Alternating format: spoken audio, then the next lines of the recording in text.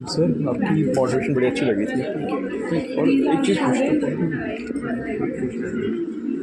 हूँ, सारे media record sir कर रहा हूँ। क्या हुआ? मैं तो रिकॉर्ड नहीं कर रहा था, इस रिकॉर्ड कर। सर ये चीज़ पूछना चाहता था कि सारे के सारे जो मीडिया के वॉइस थे यहाँ पर बहुत बातें की कोडिंग मीडिया या मीडिया की कमर्शलाइजेशन के बारे में। तो ये चीज़ मैं पूछना चाहता हूँ कि 1906 अभी इंडिया की रैंक प्रेस फ्रीडम में रिसेंटली आई है 161 आई है। तो ये 11 रैंक से गिरी है और इंडिया की डेमोक्रेसी सिचुएशन भी बहुत बुरी तरीके से डिट्रेट करी है। तो मैं ये चीज़ पूछना चाहता हूँ कि एक पॉइंट पे हमारे लीडर्स प्रोजेक्ट करते हैं विश्व गुरु वाली बीच, इंडिया एक वर्ल्ड्स लार्जेस्ट डेमोक्रेसी है, और दूसरे पॉइंट पे डिसेंट को क्रश किया जा रहा है, प्रेस को साइलेंस किया जा रहा है और इंस्टीट्यूशन का इस्तेमाल किया जा रहा है उन चीज़ों को क्रश करने के लिए और पर्सनल बेनिफिट के लिए। तो क्या चीज़ ये हमारे खराब रिफ्लेक्ट होती है देश पे, क्योंकि बहुत सारे देश अभी हमारे देश के साथ टाई सीवियर कर रहे हैं। देखो, एक चीज़ ध्यान रखो, बिल्कुल स्पष्ट तौर पर जो तुमने जो बात कही है आपकी वर्ल्ड प्रेस फ्रीडम इंडेक्स पे हमारे इंस्टीट्यूट में, वो बिल्कुल सही है। जब भारत में प्रेस पर पहली बार अंकुश लगा था 1975 में, जब आपातकाल इमरजेंसी लागू किया गया था, और वो 2 साल तक आपातकाल चला और काफ़ी रेस्ट्रिक्शन प्रेस पे रही। तो उस समय 2 प्रमुख अखबार, इंडियन एक्सप्रेस और स्टेट्समैन में रविंद्र कुमार जुड़े हुए थे। इंडियन एक्सप्रेस में जो उनके मालिक थे रामनाथ गोयनका, ये दोनों अखबार ऐसे थे जिन्होंने इमरजेंसी का यहाँ तक कि जो एडिटोरियल स्पेस है उसको ब्लैंक छोड़ दिया, लेकिन कुछ नहीं लिखा इस तरह का। जब ये इमरजेंसी खत्म हुई तो 1977 में जनता पार्टी का शासन आया और उस समय जो तत्कालीन सूचना एवं प्रसारण मंत्री थे वो लाल कृष्ण आडवाणी जी, उन्होंने कहा था, बड़ा famous statement, when asked to bend they began to crawl. ठीक है, वो डिक्लेयर्ड इमरजेंसी। कुछ वर्ष पूर्व उन्हीं लाल कृष्ण आडवाणी ने प्रेस वाले को किसी को कहा कि इमरजेंसी शब्द का इस्तेमाल नहीं किया, this is undeclared one, right, current situation, right, current जो आपकी जिस तरह की सिचुएशन का हवाला है। देखो, जो स्थिति है वो बिल्कुल स्पष्ट और साफ है। आप एक तो जो मीडिया संगठन है वो अधिग्रहित हो रहे हैं, खरीदे जा रहे हैं। जैसे आपने पीछे देखा NDTV को अडानी ने खरीदा। ऐसे ही बड़े उद्योग घराने कॉरपोरेट जो हमारे चाहे प्रिंट मीडिया लगा लीजिए या इलेक्ट्रॉनिक मीडिया के मेजर ऑर्गेनाइजेशंस हैं, उनको उन्होंने खरीद लिया। कॉरपोरेट सेक्टर का इंटरेस्ट अपने व्यापार को बढ़ावा देना है और वो इसीलिए जो भी रजीम में है, सत्ता में है, उसका कर रहा है। सत्ता का चरित्र कभी नहीं बदलता। सत्ता नियंत्रण चाहती है, सत्ता प्रतिष्ठान कोई भी हो वो सवाल पसंद नहीं करती। ठीक है, वो ये नहीं चाहते कि उनको आईना दिखाया जाए। दूसरी चीज़, आपने जो बात कही कि हम लोकतंत्र में, स्थिति ये है मित्र कि लोकतंत्र होते हुए भी हम इसे पार्लियामेंट्री डेमोक्रेसी कहते हैं।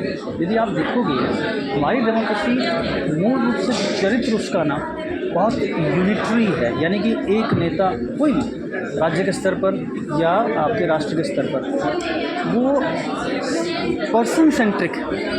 जब पर्सन सेंट्रिक कोई सिस्टम हो जाएगा तो फिर धीरे धीरे उसमें जो एक फेडरल स्ट्रक्चर है जिसमें अलग अलग विविधताओं की वॉइसेस हैं वो दबा दी जाएंगी। ठीक, दूसरा चीज़ क्या हो कि कहा जाता है कि व्हाट इज़ गोल्डन रूल।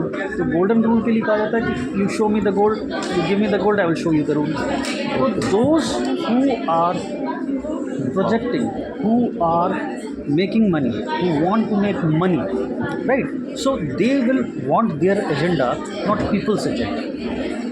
ठीक है, इसमें आप कहोगे कि अब इसका इलाज क्या है।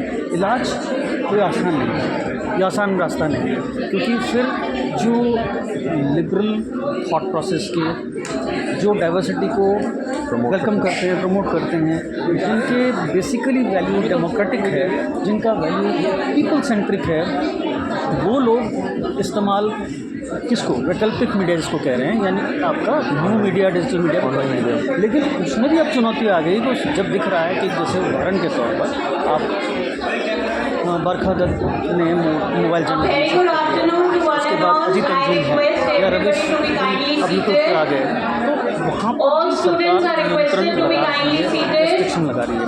तो आसान रास्ता नहीं है, बहुत चुनौतीपूर्ण रास्ता है। और जो तुमने कहा बिल्कुल सही है, धीरे धीरे हमारा जो पूरा प्रणाली है वो जो है वो पर्सन सेंट्रिक, नैरेटिव सेंट्रिक। एक और बड़ी चीज़ है कि जो सो कॉल्ड पैट्रियटिज्म के नाम पर और जो सवाल पूछने वाली बात आती है उस पर ये कि जो सवाल पूछता है वो राष्ट्र के साथ नहीं है या गैर एंटी नेशनल है ना, तो ये सवाल भी खड़े कर दिए जा रहे हैं। ये जो चुनौती है, अगर आप कहेंगे मुझसे कि आप मीडिया टीचर हैं, आप रास्ता बताएं, देखिए सबको अपना रास्ता खुद तय करना है कि आप किस ओर खड़े हैं।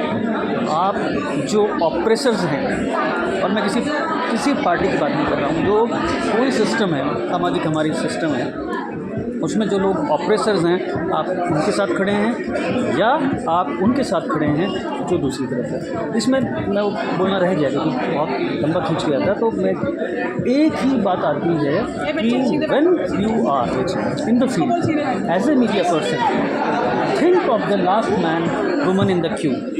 वो अंतिम आदमी जो उसके कतार में लास्ट में खड़ा है, जो अपने जीवन के लिए संघर्ष कर रहा है, अस्तित्व के लिए संघर्ष कर रहा है, तो जून रोटी के लिए संघर्ष कर रहा है। तो मेरा तो मानना है कि आपको उसके साथ करना चाहिए। और मेरा दूसरा क्वेश्चन और लास्ट क्वेश्चन, और भी बहुत सारे क्वेश्चन मैं बहुत कुछ पूछा था कि हमने देखा है कि अब बहुत सारे ग्रुप्स को एलिनेट किया जा रहा है, जैसे साउथ इंडिया को भी एलिनेट किया जा रहा है, मुस्लिम्स माइनॉरिटीज़ को भी एलिनेट किया जा रहा है, अभी खालिस्तान का इशू था उस केस में एलिनेट किया जा रहा है। तो ये क्या फ्यूचर में एक अनस्टेबिलिटी का मैटर क्रिएट कर सकता है? जो इस तरह का सिस्टम है जहाँ वोट बैंक की राजनीति है, वहाँ पर वोट को जीतने के लिए एक नीति है अस वर्सेस देम। अस एक ग्रुप, दो ग्रुप, तीन ग्रुप समूह बना लेंगे और एक आइडेंटिफाई किया जाएगा कि हमारा दुश्मन है। वो किसी स्तर पर कोई जाति हो सकती है, किसी स्तर पर धर्म या संप्रदाय हो सकता है। बाकी लोगों को जो समूह विशेष, जो वो जाति विशेष या विचारधारा विशेष के खिलाफ आपको तैयार किया जाएगा। ये जो पोलराइजेशन, ये जो ध्रुवीकरण हो रहा है, ये बिल्कुल हो रहा है।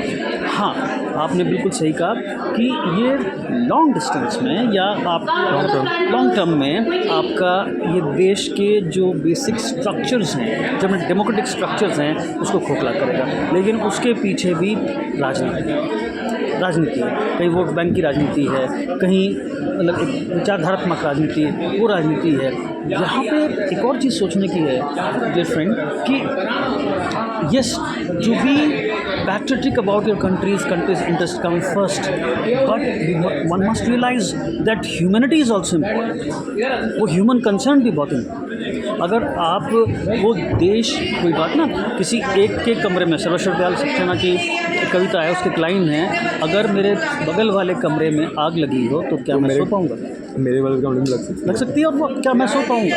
अगर एक वर्ग परेशान हैरान है ना, उसको प्रताड़ित किया जा रहा है, वो अंततः जो आग की लपटें हैं वो किस दिन मुझे भी झुलसा देंगे, मुझे भी झुलसा देंगे। तो देखिए, ये ह्यूमैनिटी कम्स फर्स्ट, वो तो हमें सोचना पड़ेगा। और जब हम मीडिया के छात्र हैं, अगर आप मीडिया के छात्र हैं या कोई भी आप जो छात्र है वो संवेदनशील होता है, वो मैं मानता हूँ न्यूट्रल होता है, तो उसे we must think of humanity. जो शब्द है मानव, उसमें HUMAN है, और उसे होना क्या है? ह्यूमेन होना चाहिए, HUMANE।